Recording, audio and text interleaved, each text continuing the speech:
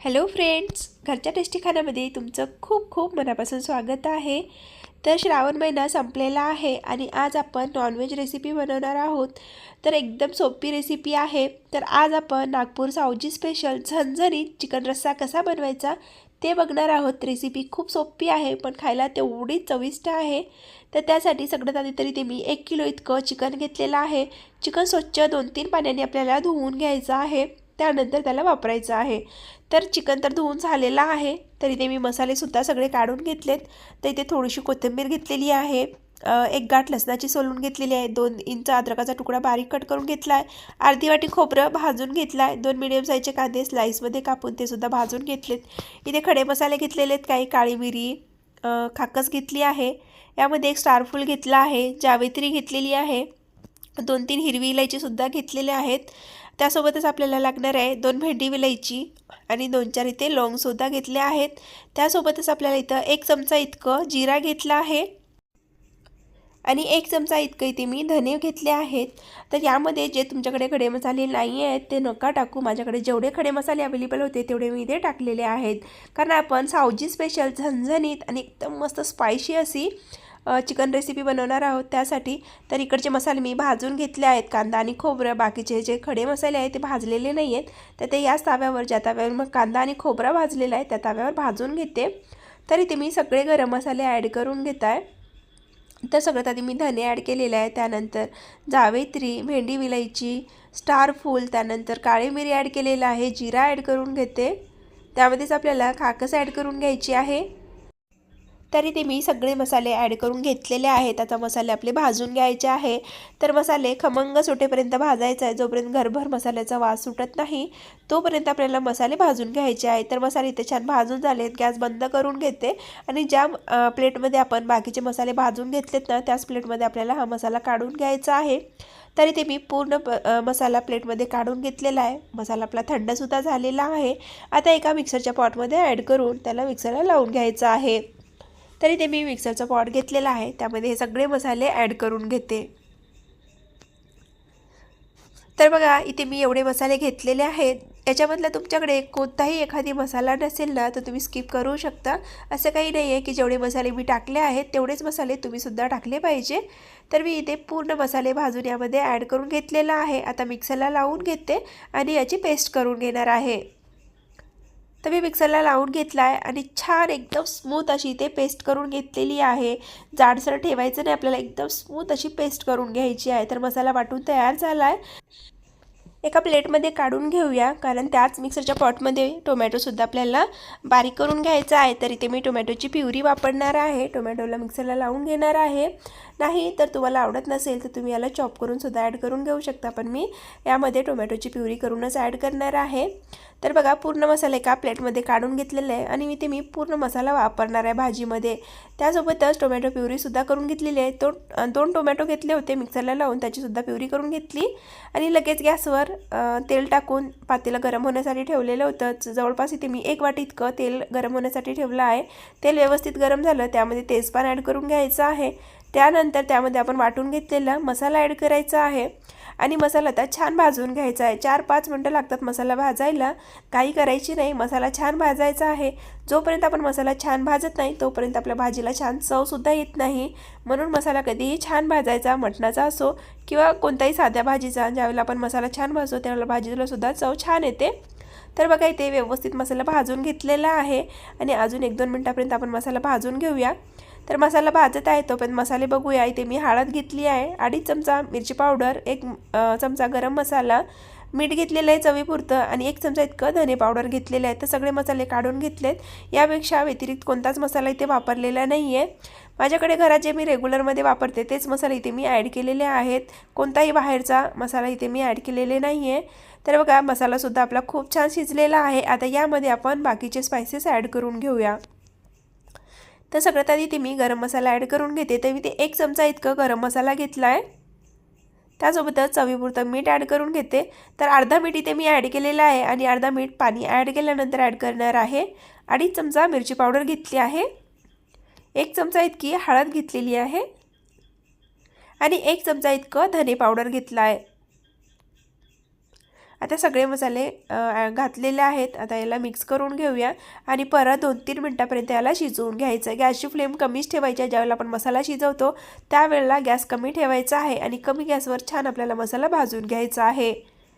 तर बघा व्यवस्थित मी मिक्स करून घेत आहे आणि मसाल्याला भाजून घेणार आहे. तर मसाला व्यवस्थित भाजलेला आहे. परत आपल्याला थोड्या वेळामध्ये भाजायचा आहे आणि आता यामध्ये टोमॅटो प्युरी ॲड करून घ्यायची आहे.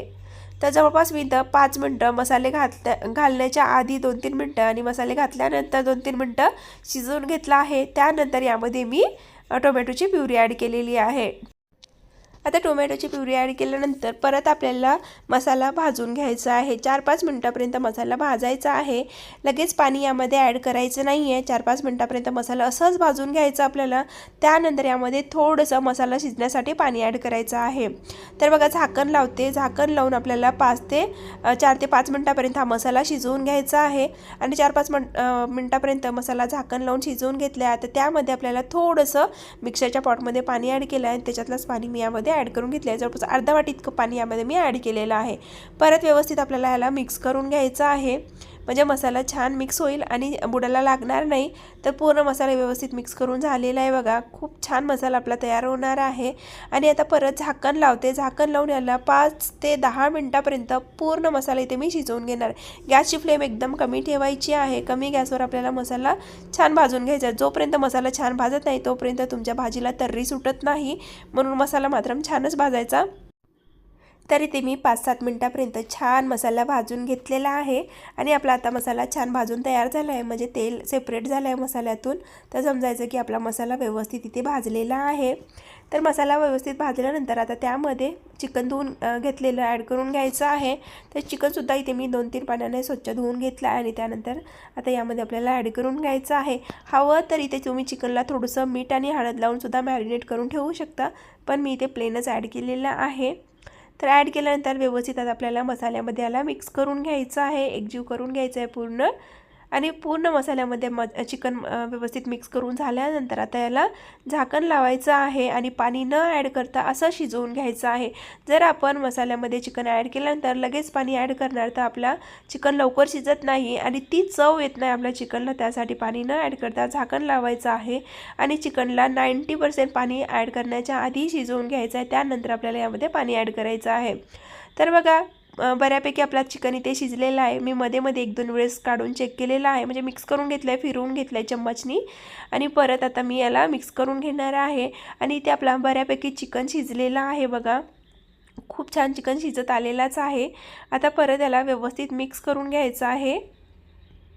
तर इथे मी चिकनला व्यवस्थित मिक्स करून घेतलेला आहे. मस्त तर्री सुटली आपल्या चिकनला. आता परत झाकण लावूया. 10 मिनटापर्यंत शिजवून घ्यायचं आहे.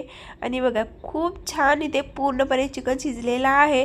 आता या स्टेजवरनं आपल्याला यामध्ये पाणी ॲड करायचं आहे. तर इथे तुमच्या क्वांटिटीनुसार तुम्हाला किती पाणी लागणार आहे तेवढं पाणी इथे ॲड करा. मी इथे जवळपास 1 ग्लास इतकं पाणी गरम करून ॲड केलेलं आहे.